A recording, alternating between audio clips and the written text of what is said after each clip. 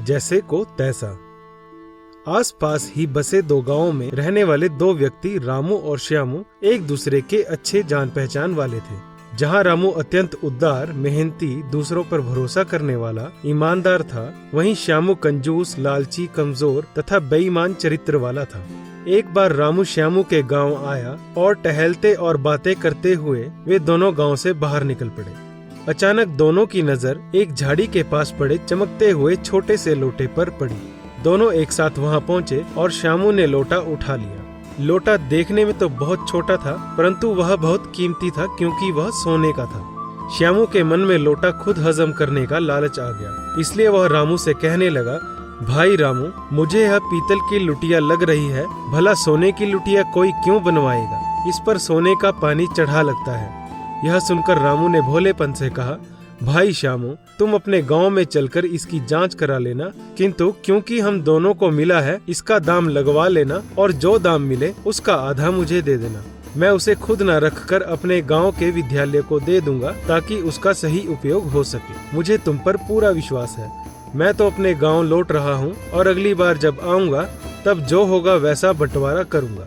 लगभग 2 महीने बाद रामू श्यामू के गांव आया। श्यामू ने उसे देखकर खुशी तो जाहिर की, पर मन ही मन लोटे के बारे में बहाना सोचने लगा। खाना खाते समय श्यामू ने ही बात शुरू की, भाई रामू, मैंने लोटा स्वर्णकार को दिखलाया। उसने उसे जांचने के लिए आग पर रखा तो वह पिघल गया। लोटा ना तो सोने का था ना ही पीतल का, पता नहीं किस धातु का था। मुझे बड़ा अफसोस हुआ। काश मैं स्वर्णकार के पास ना जाता तो कम से कम सुंदर सा लोटा सजाने के काम तो आता। रामू ने सांत्वना देते हुए कहा, व्यर्थ अफसोस कर रहे हो दोस्त, जो होना था हो गया। कौन सा हमने उसे कमाया था जो गंवाने का दुख किया जाए। श्यामू यह सुनकर खुश हो गया। उसे कीमती लुटिया हजम करने में कोई दिक्कत जो नहीं हुई थी। अगले दिन रामू अपने गाँव जाने लगा। तब उसने श्यामू से कहा, तुम तो जानते ही हो मेरा कोई बेटा नहीं है। एक लड़की थी, उसका विवाह कर दिया। मेरी पत्नी ने कहा है कि अगर कुछ दिनों के लिए तुम अपने लड़के को भेज दो तो उसका दिल बहल जाएगा। और फिर आजकल छुट्टी भी चल रही है, इससे पढ़ाई का भी नुकसान नहीं होगा। श्यामू इसके लिए तुरंत तैयार हो गया। उसने अपने लड़के को रामू के साथ जाने को कह दिया। रामू उसके बेटे के साथ अपने गाँव लौट आया। गांव लौटने के अगले दिन वह एक मदारी से मिला तथा उससे कहा कि कुछ दिनों के लिए अपना बंदर लेकर उसके घर पर ही रहे और वह उसका पूरा खर्च संभालेगा।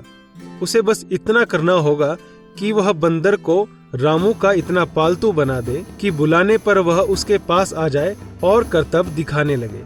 भला मदारी को क्या एतराज था। वह अगले ही दिन एक बंदर के साथ आ गया और बंदर को उसका पालतू बनाने में जुट गया।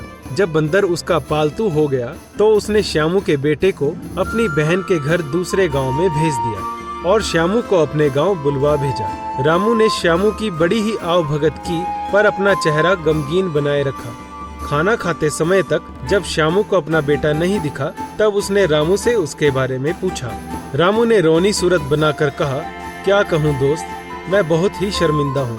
समझ नहीं पा रहा हूँ कि तुम्हें कैसे बताऊँ। यह सुनकर श्यामू काफी घबरा गया। उसने रामू से पूछा, आखिर बात क्या है, मुझे जल्दी बताओ, मेरा दिल घबरा रहा है। सचमुच मैं बहुत शर्मिंदा हूँ, मुझे माफ कर देना दोस्त। शायद तुम विश्वास न करो, पर यह हकीकत है।